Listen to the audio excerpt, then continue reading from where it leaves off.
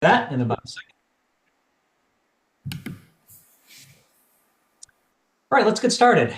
My name is Rome Shelley. I am the host of tonight's podcast and also the game master of Red Dot Challenge Season 1. It's kind of funny to say that, but it's true. I've been kind of monitoring and administering the game. This is the third and final podcast associated with Red Dot Challenge Season 1. So we had a podcast in November, a podcast in December. This is the last one in January. And the game will end on January 31st. So that we're coming very, very close, we're coming up against the final days of Red Dot Challenge Season 1. And as a part of that, tonight we're going to have a really important announcement to make around the culminating event for Red Dot Challenge Season 1. We call that the big reveal, and we'll save that for a little bit later in the show, but that will be discussed and announced on tonight's podcast. So let me just give a quick review of what Red Dot Challenge is. And I'm going to do a little bit of reading to give people a sense of why we're doing it also. So Red Dot Challenge is a fantasy art collecting game with a social media twist that takes place in real time at real places with real art. And everyone, in addition to the players, gets to participate alongside the players. The public is invited to participate, and we'll talk more about that in a little bit. The object of the game is each player must identify a fantasy art collection depicting at least 7 works of art that, taken together, is in some way meaningful to the player. The players must complete their fantasy art collection game within the time frame of the game and without exceeding their fantasy budget. And finally, the purpose of the game, Red Dot Challenge is just a fun way to learn about artists and art venues while following the game's progress. The game encourages players and the public to think deeply about art and assess the developing fantasy art collections in real time. Game organizers hope engagement with the game will lead to people purchasing art in real life. And I put a little extra emphasis on that because initially there was some confusion that when a player chose a work of art, somehow people thought maybe they were being taken out off the wall, they were being put in some other location that people couldn't see them anymore.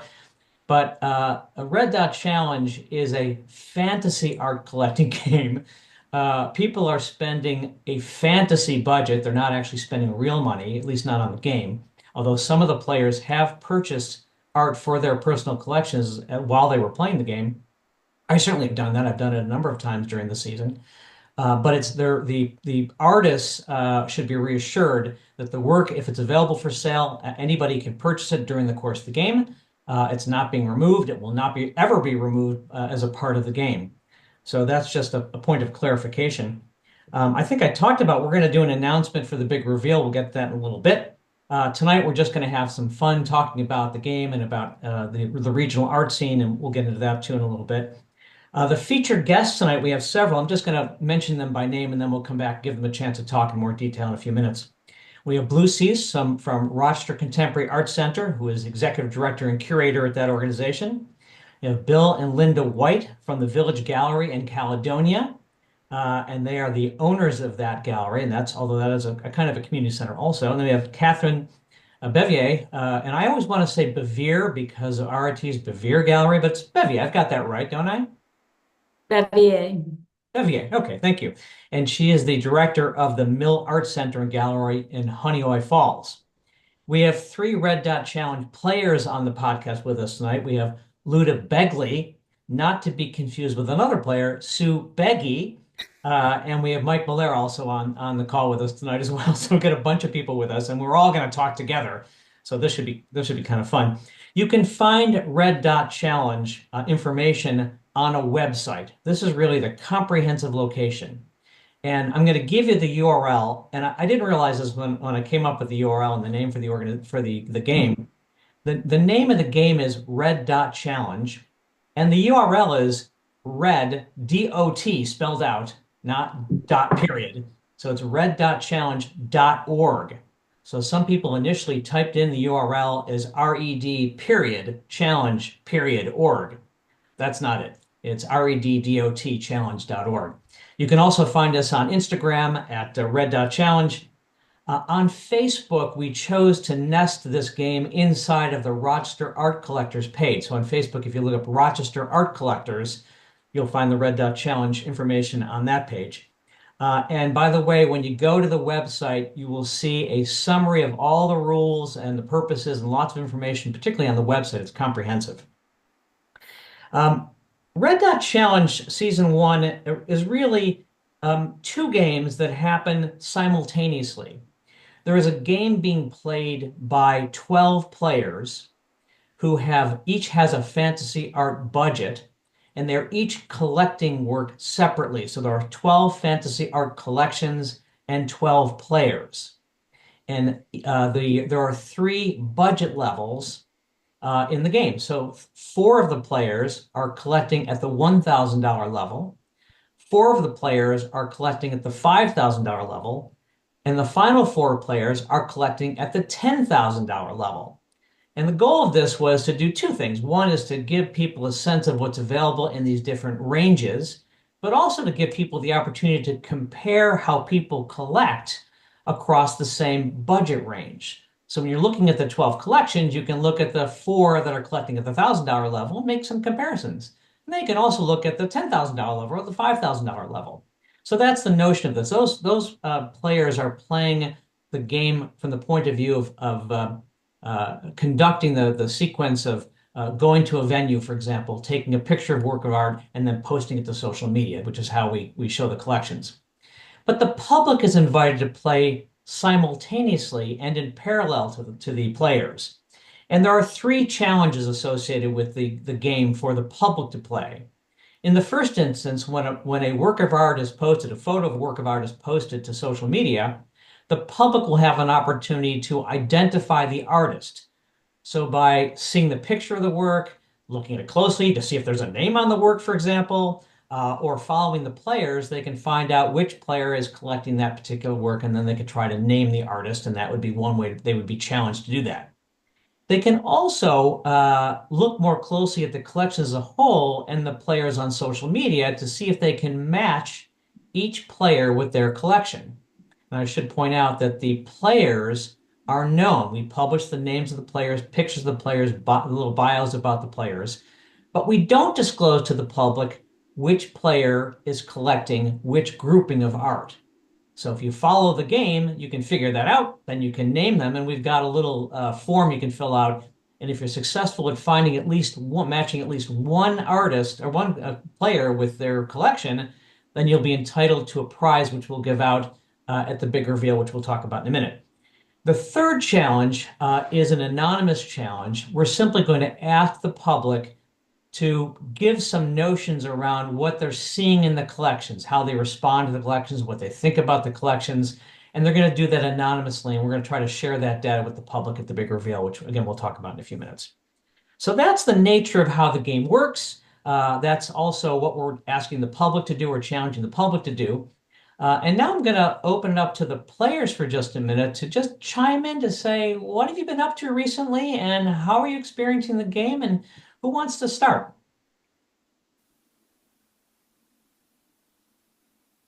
Who picked a piece? I can't remember who picked a piece recently.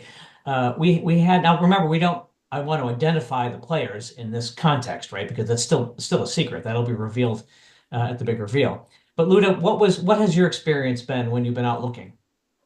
Um, since I'm not playing alone, and unfortunately my boyfriend is parenting tonight, so he can't join. But I actually found it to be the biggest challenge, adjusting schedules and realizing when you're playing like together, you have to be in places together and agree upon things. So that has been the biggest challenge, I think.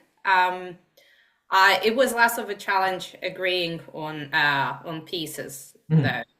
I was expecting like more back and forth, but I I think the most difficult thing for me was snapping out of like the traditional places to go in Rochester for art, and like remembering that you can actually like go to non-First Friday events and look out there as well, or you know, cafes, coffee shops, and so on and so forth. For me, it was like I had to remind myself, like, oh yeah, but it's not just the galleries or the art collective, so on and so forth. You can also just go and have a cup of coffee and look around, and it still qualifies. So it has been quite a lot, like to intake. You bring up a couple of things that are really important. One is there are several players who are playing as a team. There are some couples that are playing together, and there are a number of people who are playing as individuals. And of course, when you're working as a couple, it's a little more complicated. But many of us in my real life, I have a spouse and we look at art together, and there's some engagement to try to navigate through that on occasion. So that's interesting. The second part you talked about was venues. So let me just briefly touch on that. The game may be played anywhere within the six-county metropolitan Rochester area. So players have to go to a venue in person. So they have to travel to a venue. If they're having coffee somewhere and they see art on the wall, they have to be there in person. They take a picture of the art in the venue, in context, and that's what they post to the game. And they have to also post the price. They have to share that with the game master and so on. Mike, what's your experience been?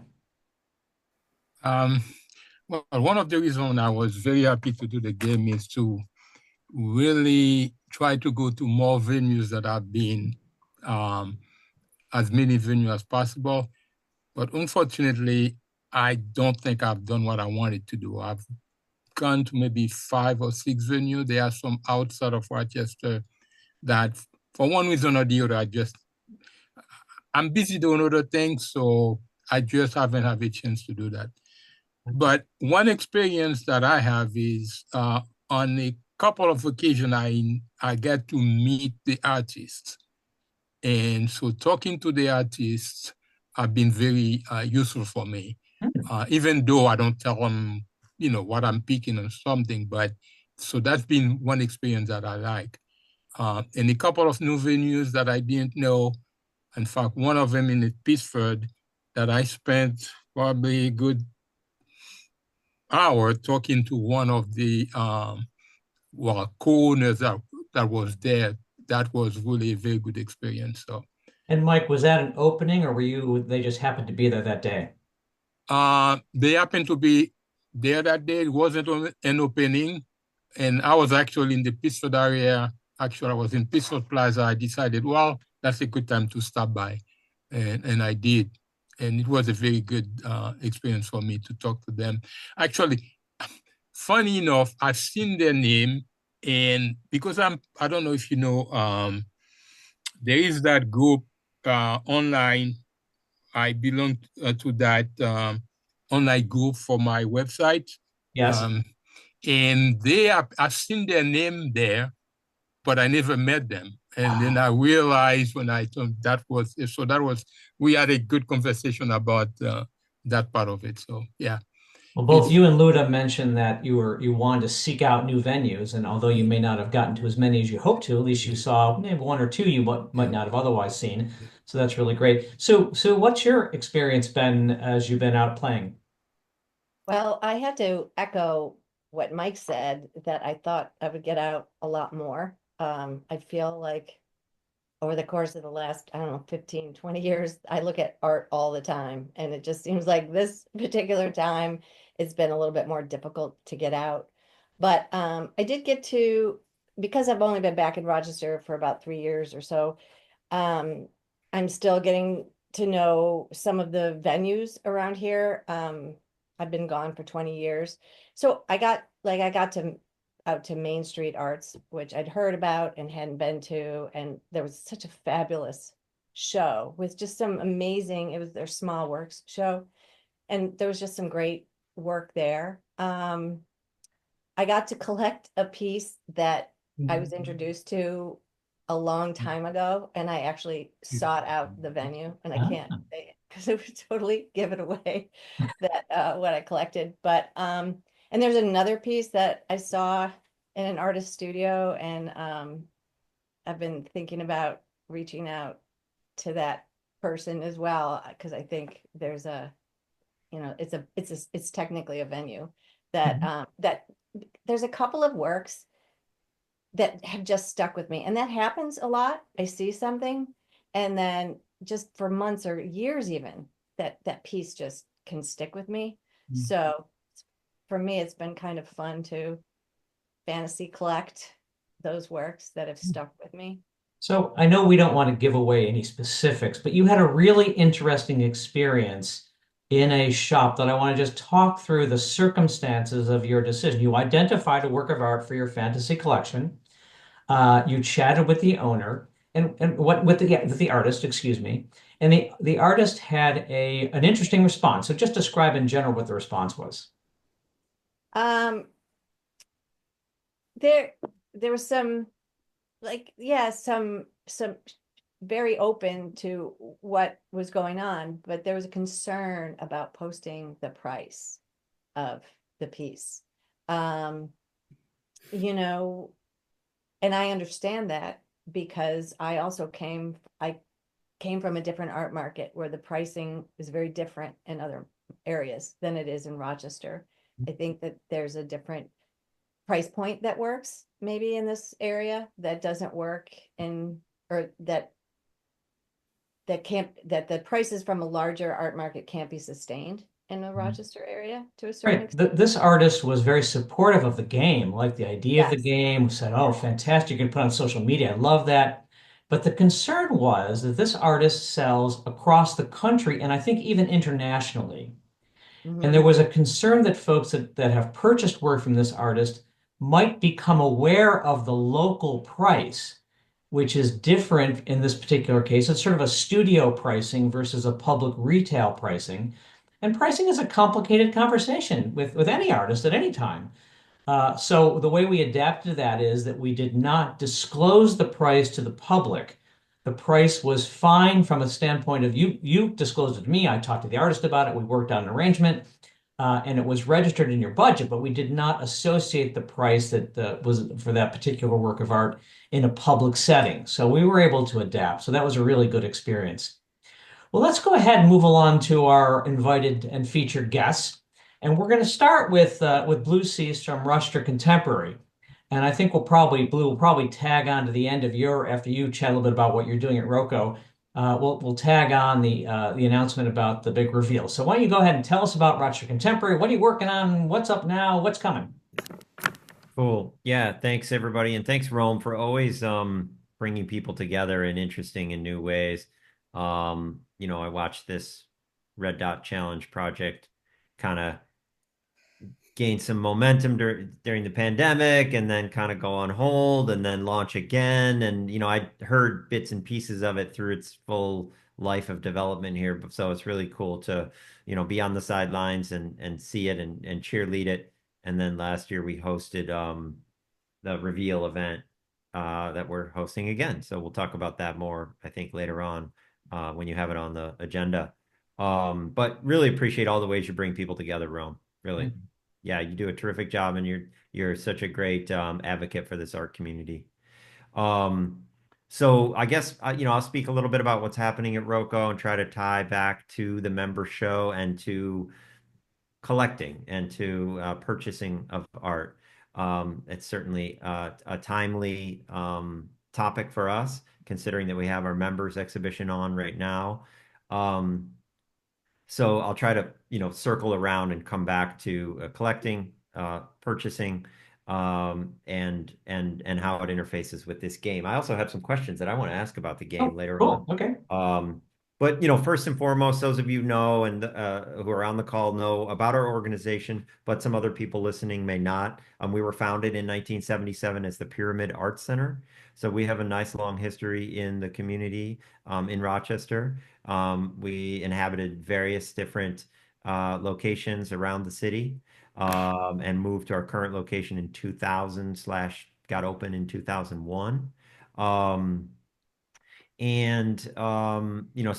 So part of our history, just to connect Rocco's position in the community to our role and our position writ large, we're part of the artist space movement, which we have piers that were founded from, say, 1969 to 81-ish, um, around the country. Many of our piers are out of business now, but there was a real moment during that time when alternative spaces were being formed. There was a real commitment to them, and certainly that was led by the kind of counterculture of the day. I think alternative spaces look and feel differently today, but one could argue that there certainly is a direct line from various movements and alternative art efforts over the years in this country. But Rocco is well positioned in that era, along with many of our peers in, say, Syracuse, Buffalo, and Cleveland, where we have, standing peer organizations that are still independent. We have a long commitment to supporting the local art community, of course. Early on, our organization was much more involved with performance art and dance, when there weren't as many other organizations to kind of foster and support those genres. Um, and we certainly have a long history of supporting artists who are addressing important socio-political topics and issues through their work. And we have a long history of other community advocacy efforts, community building projects, and we organized the First Friday project for the city, still administer that for all the small galleries around the community. Um, and one of the key threads running through our history has been organizing an annual member show where we would not have a curated topic or theme and not be limited by a certain approach to the particular exhibition. But for 34 years running now, we've basically opened up the floodgates and organized an exhibition around the holiday season, to, one, thank our members for supporting us. Um, as an organization, that's sort of how we think about the member show. But broadly speaking, it's really a terrific way to bring many, many visual artists together, and allow everyone to see what the visual artists in our community are kind of working on currently. The show has gathered this informal reputation as a time to see everyone's latest artwork, I would say. And this year, there are 460 artists represented in the member show. I actually changed my virtual background to the current year, so you can see behind me. This Amazing. is the actual show that's installed right now. Runs for basically another month. Um, but it's a phenomenal project to be involved with. And as I mentioned before, the member show kind of touches on various aspects of our mission, supports local artists, brings together the community, allows us to host other talks and programs during. It fosters and celebrates the act of purchasing, for sure. We've sold well over 50 artworks from this exhibition already, with a whole another month to go. There are various awards and prizes that are given out during this exhibition. There's a community input and public voting for sort of a members' choice award slash best in show. We really don't use that word, but that's what it amounts to. Um, and so those are some of the details. But overall, this member show that we organize is really so exciting and so fun because it's so damn eclectic and so diverse and so really, really beautiful, in that it's this incredible sampling of uh, everyone from some ambitious high school students whose parents helped them get involved and put in an artwork that they just made, to some of our area's most well-known and established kind of, late career artists, who've influenced two or three other generations under them, and everyone in between. A number of people use the member show to try something new, or to basically continue a series that they might be working on, put in their latest print or their latest painting of a certain size. So it really is a terrific time at our organization. Every winter we host this show. It feels like it supports the kind of holiday season vibe. Um, and it also definitely dovetails well in with the Red Dot Challenge, and it gives an opportunity for people to both purchase and virtually purchase from almost 500 different artists. A little bit of demographic info, just real quickly, if that's interesting to anyone. Um, we have about 1,100 members now. I'm going to ask you. Um, and so about half of them have entered one artwork this year. So we have about Wow. 460 pieces. Amazing. Um, and by and large, that's Monroe County. Um, but there's probably about 30 artworks, I would say, from, say, Syracuse, Southern Tier, Buffalo, a bit further in the region beyond Monroe County. And then there's probably 5 or 6 artworks that were shipped to us from around the US, and then 2 or 3 pieces that were shipped from overseas. So we do have some members who are participating actively, but are not in the immediate community. We're open to any medium, as you all know, for this exhibition, but we are limited by size. So as the project has grown over the years, we've kind of had to trim back the maximum dimension in order to fit everything in. Um, and we host a number of artist talks, as you mentioned, Rome, which have grown, at least in my opinion, to be a real integral part of this exhibition. Um, they're a really cool way to hear from 17 different artists in quick succession, hear from them in their own words, why they made an artwork, what they were thinking about, their background, what inspires them, even some technical information about, physically, how did they learn this skill or that skill or develop that technique to execute on the particular piece that's in the show. So it's very educational, but it's also really touching to hear essentially over the course of the 3 days, about 60 different community artists speaking about their work, their practice, why they do what they do. And in many cases, it can be really quite intimate. So encourage everybody to come out to the next one and round out the member show. I'm happy to talk more about other programs we have Well, coming up. And maybe that'll you know come what, up Blue? I later on. apologize. Let me jump in for just a minute, and because we're Yep. gonna have to move on to catch other folks. But at the risk of aging myself, I was on the board and a volunteer to help make the first members show happen some 34 years ago. So that's that's how old I am, and that's quite a story. Someday maybe we'll share that story. Let's talk briefly about the big reveal. So why don't you, Blue, why don't you describe the time and the place? I'll talk about what we think is going to happen, and then move on to the next speakers. So on February 5th, we're going to host the big reveal at Roco. This will be live in person. I don't believe we're going to have a virtual option for that, right? That's That's all correct. live, right? Yep. And yeah, Rome will get into the details of that, but that will happen at 137 East Avenue, and that is open to the public far beyond the Rochester Art Collectors group. But of course, I'm sure your members will constitute the core attendees. And the event is free and open to the public.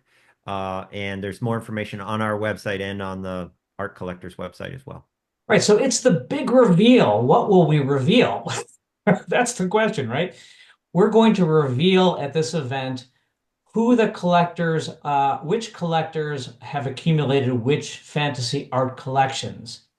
And those players will talk about their collections briefly, each one, and sort of describe what their how they came to maybe how they found some of the work or what they were thinking about when they were making the decisions, some of their experiences as they were making their decisions and so forth. So that's one component of the reveal. We're also then going to be able to reveal the people who have correctly identified and matched the players with their collections. We're going to talk, if we can gather up some good data, we'll share data from folks who will submit information online around their response to the collections as well. So we'll have folks gathered together. We're going to project it on a big screen, and we're going to identify the players. They'll talk about their collections. We're going to hand out some prizes to folks who have correctly matched players with their collections. All of the players will receive a little commemorative associated with being the first players in season one. So it'll be kind of festive and fun. And we're going to do that at Roco. It'll start at 6 o'clock. We'll probably start the official proceeding a little bit after that, give people a chance to look at the member show before we start. So probably about 6:15, 6:30 or so, we'll actually start the presentation. Is there anything else you want to add, Blue, to either a background about Rocco or about the reveal? Okay. Bill and Linda White, you are not in Rochester right now, and neither are you in Caledonia. You are down south, but you are kind enough to join us here by Zoom. Why don't you tell us a little bit about the Village Gallery in Caledonia, what you're doing there, and how it works? Go ahead. Okay, I'll take that question because I'm pretty much the business manager of the gallery. Bill is the artist and I'm the business manager. We kind of complement each other in that way. So we moved to Caledonia 8 years ago now and had no intentions of opening a gallery. We were retired. We moved up because our family was in Caledonia and we wanted to be closer to family and just thought we would have a quiet retirement. And of course, Bill wanted a studio, so we found a building on Main Street. At the time, things were pretty boarded up on Main Street in Caledonia. So we found an inexpensive property to buy. And Bill was going to use it as a studio. And it turned out it wasn't quite enough space for him. So he found another building and we turned the Main Street into a gallery. And at first it was Bill's work, and then it just kind of evolved into inviting more and more people to show their work. And then we started having a community art exhibit, which is very similar to the member show that Rocco does. And so we've done a little bit of everything. We've done thematic shows, we've done invitational shows, we've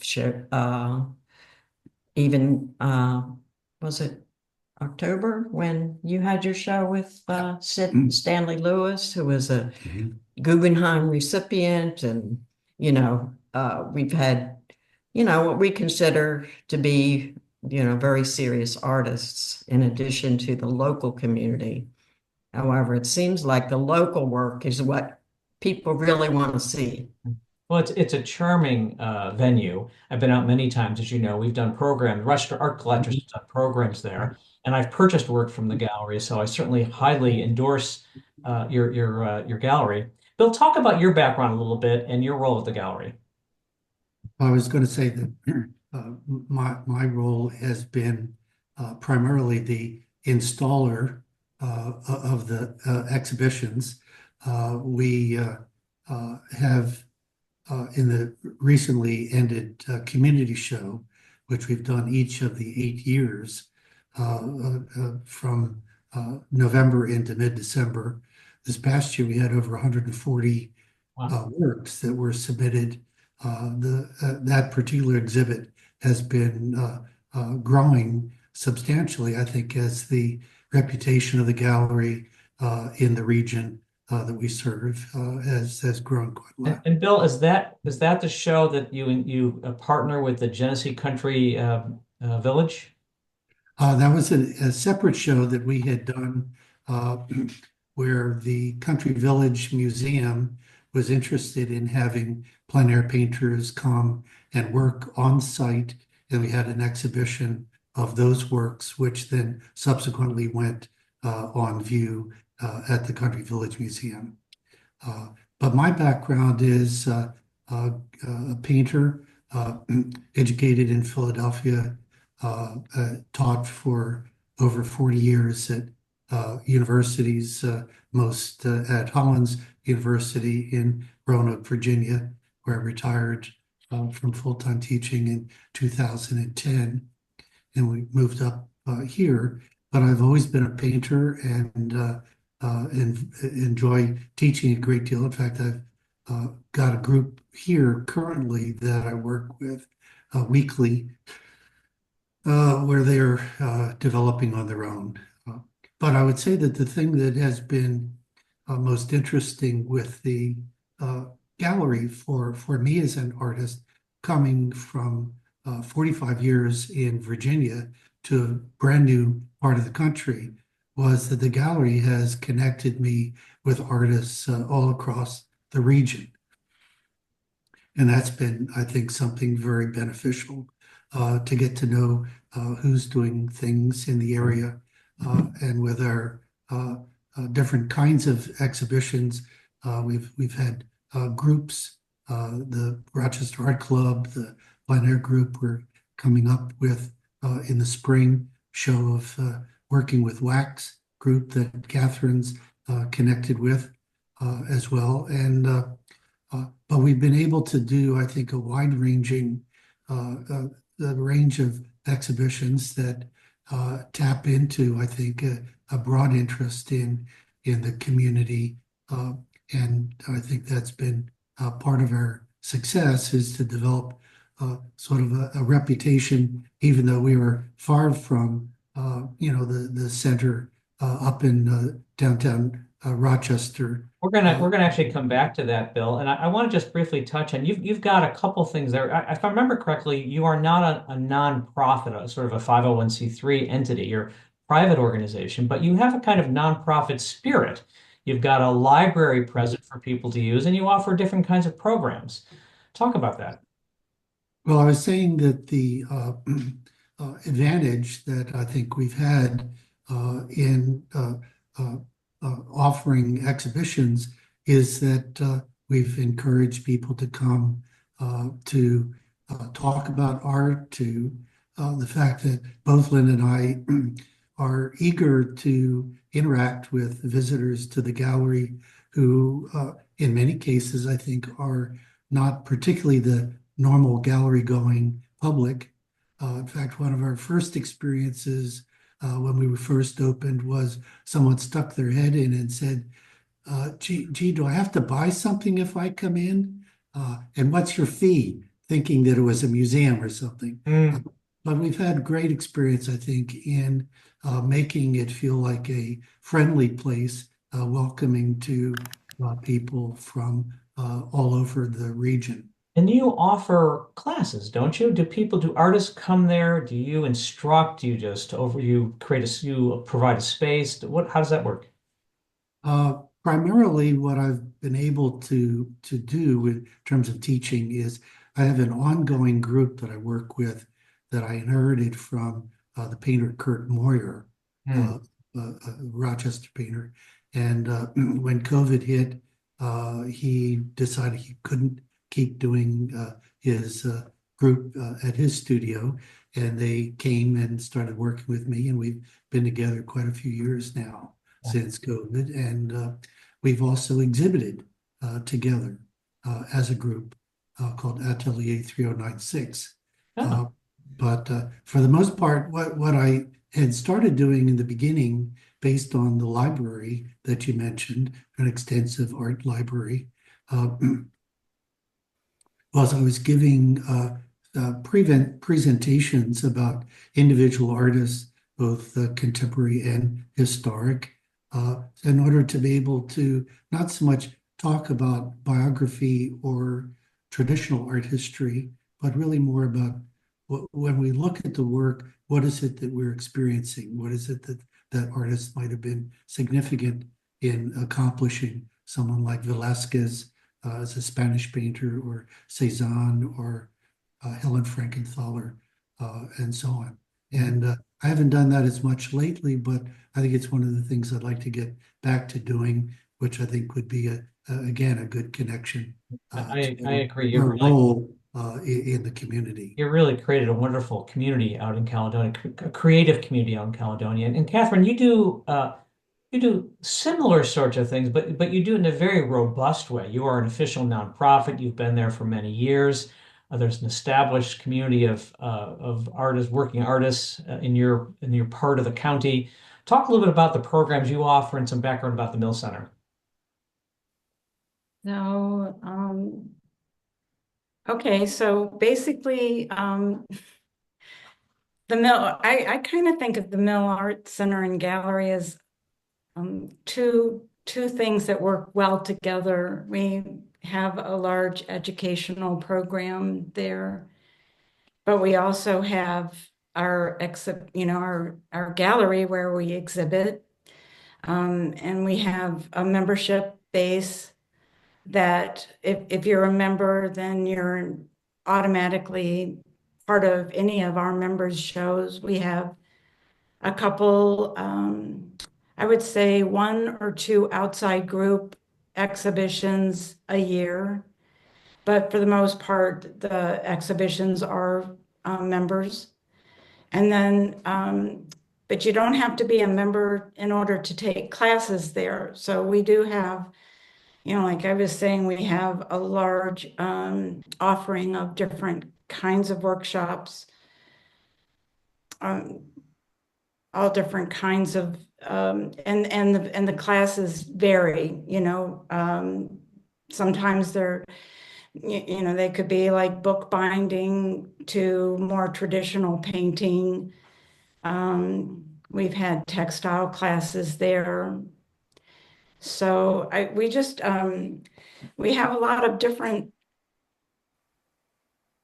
classes, and we have, so far as our exhibitions are concerned, though we're actually, unfortunately, with this Red Dot Challenge, it's like, I wish we had a show up right now because our members show just went down, and in a couple of weeks, we're going to be bringing in an exhibition. Is going to be called Spotlight on Photography, where we've actually, I can't say for the first time, but since I've been there, it's a first where we have more of an invitational exhibition.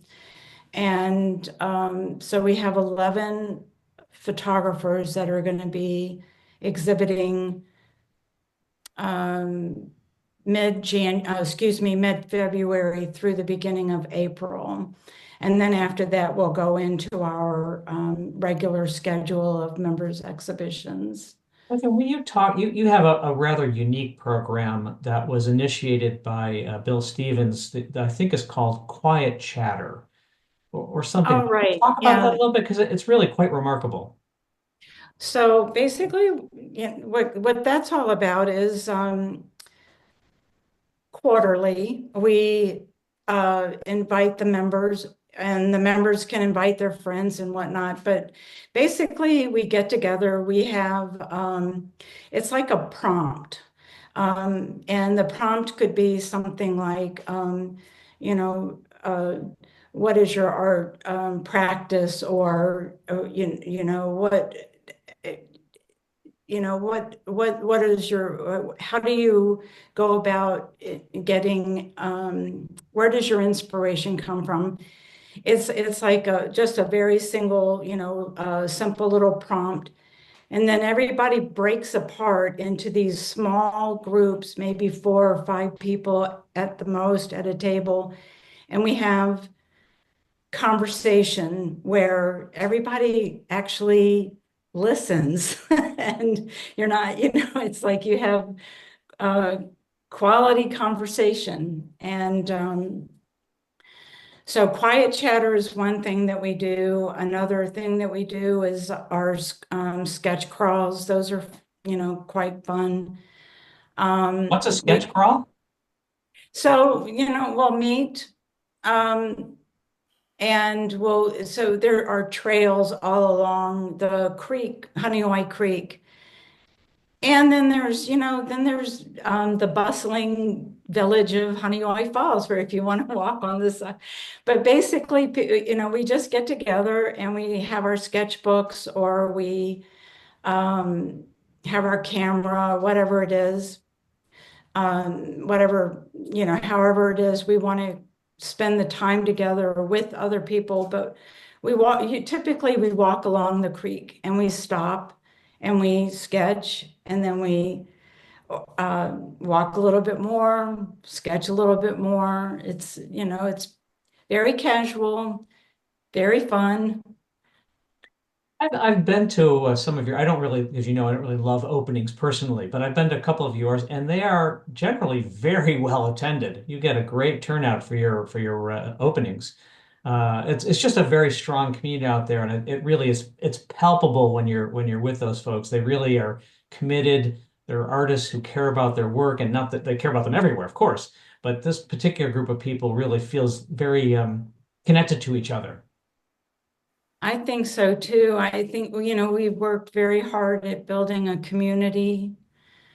And it's kind of like in Honeoye Falls,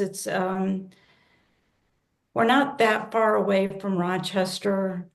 But we've also put a lot of effort into building our community into, places like Livonia and Lima, and we have members that come in from Naples. Well, we have people who come in from Naples and Canandaigua, so we're kind of centrally located in that regard. I mean, clearly the majority of people come in from Rochester, but Well, that's actually a great segue.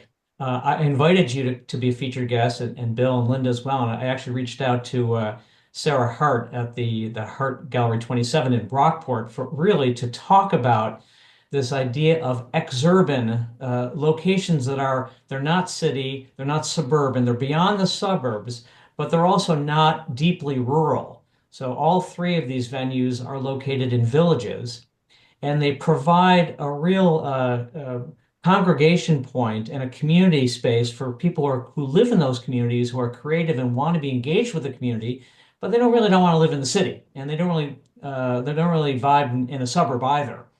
And all three organizations have created really wonderful community spirit in their geographic area. And it's interesting to watch them because you do very similar kinds of things and you do it so effectively.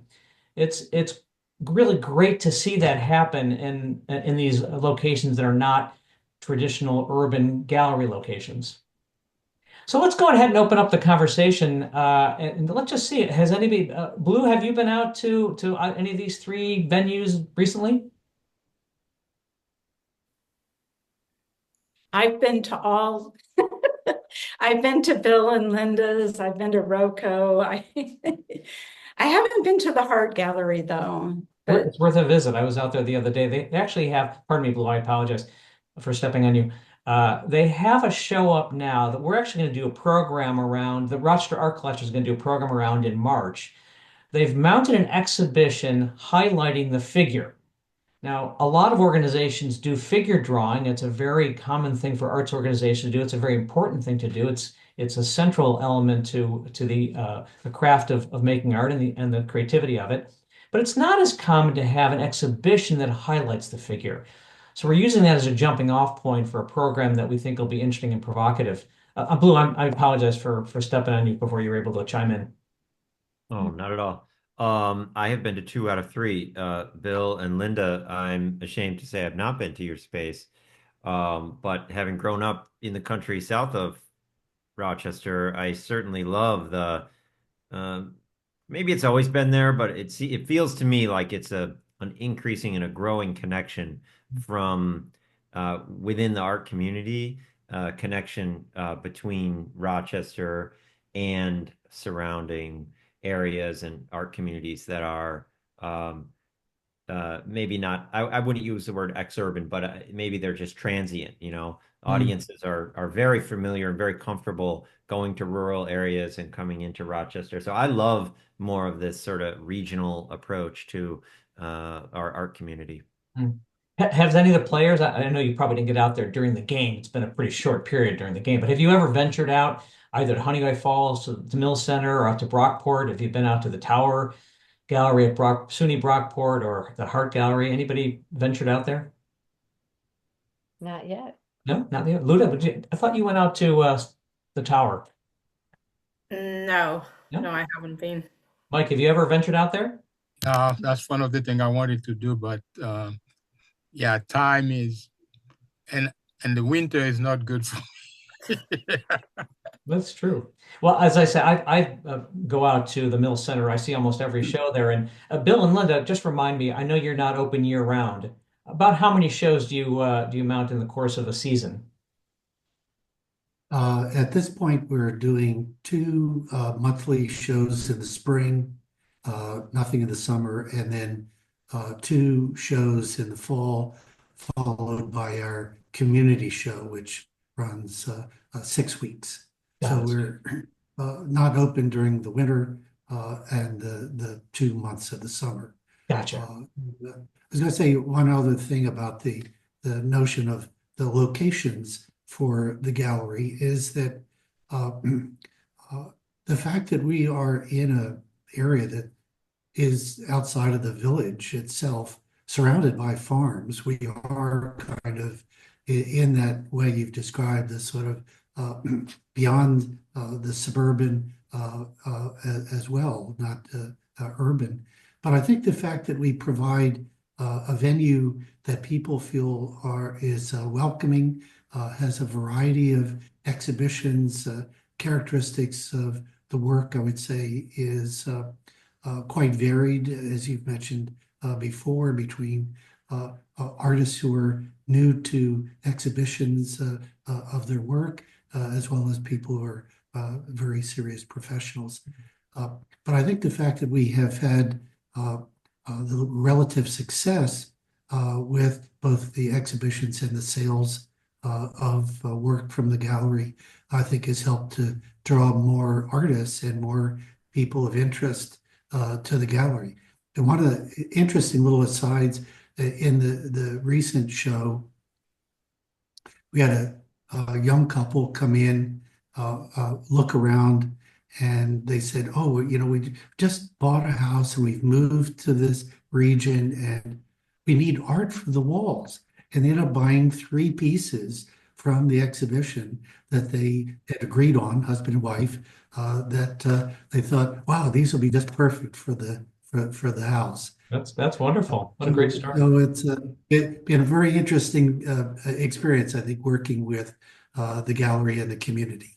So, Catherine, are there challenges that the Mill Center is facing that you need some help on? Is there an area that you're feeling like you're struggling with, or is everything just fantastic out in Honeoye Falls? Oh, there's always challenges, aren't there? But Yes. I think I think for us it's been a lot of just getting out into the community a little bit more and kind of like what Bill and Linda are saying, it's like really letting people understand that there's that you can come in and enjoy and take the building in. I think what was a huge challenge for us was the building went through such a period of kind of uncertainty when the owners of the building when it actually went up for sale. But now everything is looking very promising. The new owner is making a lot of improvements in the building. People are starting to come in again. There's promise of a restaurant going in downstairs. So these are That's huge, factors. And I just think, and plus, I think, our membership, it's kind of like Blue was saying too. You know, I know so many people who are members of ROCO and so many people who exhibit at Bill and Linda's gallery. And I mean, it's like we are so connected in so many ways. And I think it's just a matter of once people, maybe for the galleries that are outside of Rochester proper, it's more like you have to make a plan. It's like you don't just like jump, you just don't, it's not necessarily a spontaneous thing. But so in that regard, I think, our traffic is not going to be as high as in other places, but when people come, it's usually because it's like they want to come. They didn't just happen to, and they really take time to look at the art. I mean, we've got a beautiful building too. I mean, people love looking at the building. So anyway, I think it's all good. Okay, good. So we've got about 5 minutes left. Let's circle back to our players, and I'm going to give, I guess, somewhat of a hint. All the players on the call tonight have met the Red Dot Challenge Season 1 minimum standard or exceeded the standard of collecting at least 7 works of art. Are any of you planning to acquire additional pieces without giving away anything? Is there any of them, Sue, are you thinking you might try 1 or 2 more or not so much? Yeah, there's one in particular that I'm thinking about. And I'd like to come upon another. Oh, okay. So possibly 2. Luda, how about you? Yeah, I'm planning as well. There are 2 pieces by one and the same artist that I brought up, but I was overrun on that, and I want to circle back to it and still put it in the collection and potentially get one more because I know the budget allows still. You've got some room in your budget. Okay. So yeah, Mike, what are your thoughts? I think I'm running out of money. I feel you, man. No, I don't have much left on my budget. I don't remember how much it is, but I may probably try to pick one more. Well, one of having a budget, of course, creates a discipline. And the discipline really forces players to, carefully consider their choices. And like in a real collection, we don't allow people to return the work. You can't trade stuff off. So you've got to make a decision in real time. You're looking at things in a sequence. You're trying to manage a budget. So it really does parallel what collectors do in their life. I certainly do in my life. And I will make you laugh. I've said this in other venues. In my life, for my collection, I have a spreadsheet with a rating system that I go through in evaluating works. I tend to process very slowly, so I will go back and look at a show 3, 4, 5 times because I have found that over time that I don't make good decisions when I make them very quickly. I make much better decisions, and I'm not going into detail, but I have this criteria now that I use to help me to determine a good choice based on a variety of touchstones. Do you have any particular strategy you use? Sue, do you have a strategy? No, but I do find that I'll walk away from a piece and then go back.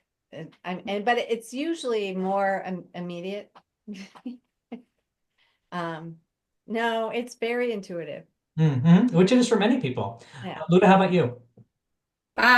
yeah, it is. I know the themes and the topics I gravitate to, and so usually like I know probably 88% from the get-go, but I do like stepping away and then like reevaluating.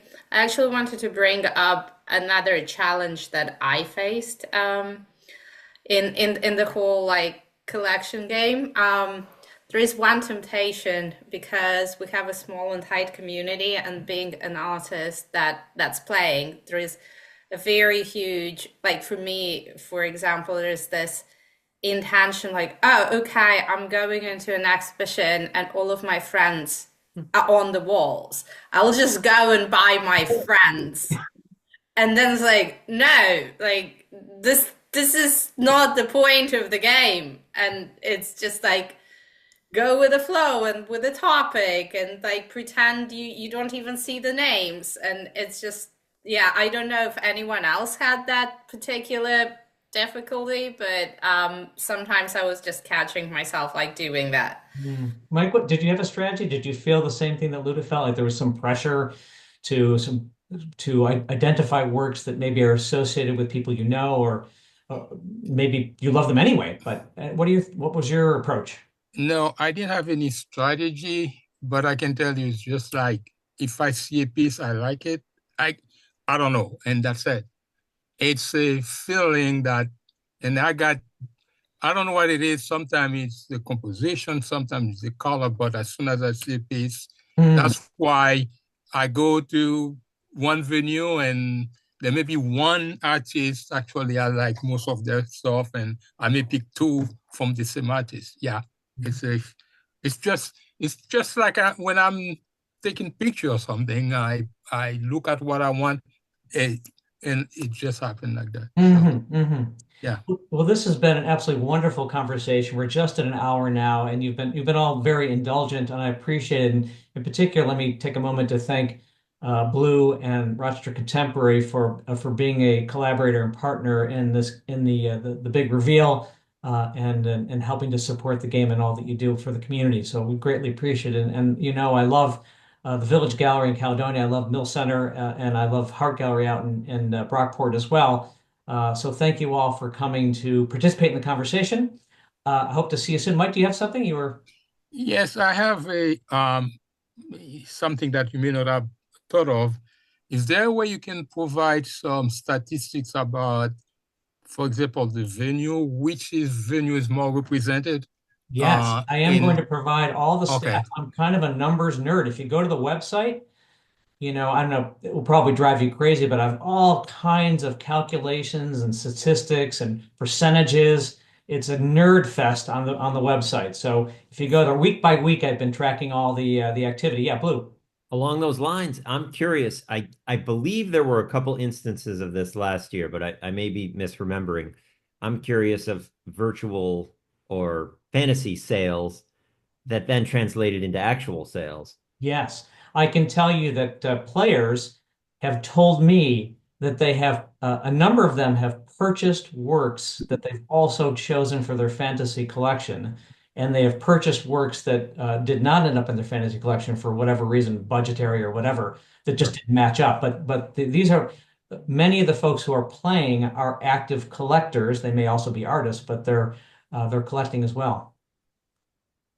And I had one last thing. Yeah, Bill. Uh, Friends back in Virginia, we often have conversations about who's a collector, what's the nature of a collector. And one of my friends, Ray Cass, said, "Oh, well, my definition is a collector who is someone who buys something despite not having room on the wall." So, so regardless, it's not like, oh, I have space on the wall I need to fill. It's they buy it regardless. Well, So yes, the you've got that right. work goes into rotation, Yeah, so well, you've hit the nail on the head for me for sure, as far as that yeah. goes. But for Exactly. Rochester art collectors, we define it as anyone who owns or aspires to own at least one work of art. So that's the definition of a collector. That's great. That's It casts great. a broad net. Well, thank you all for coming on the show and for engaging in a fun conversation.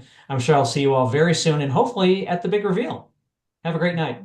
Thank you, Rome. Thank you very Great. much. Good night. Bye-bye. Good night.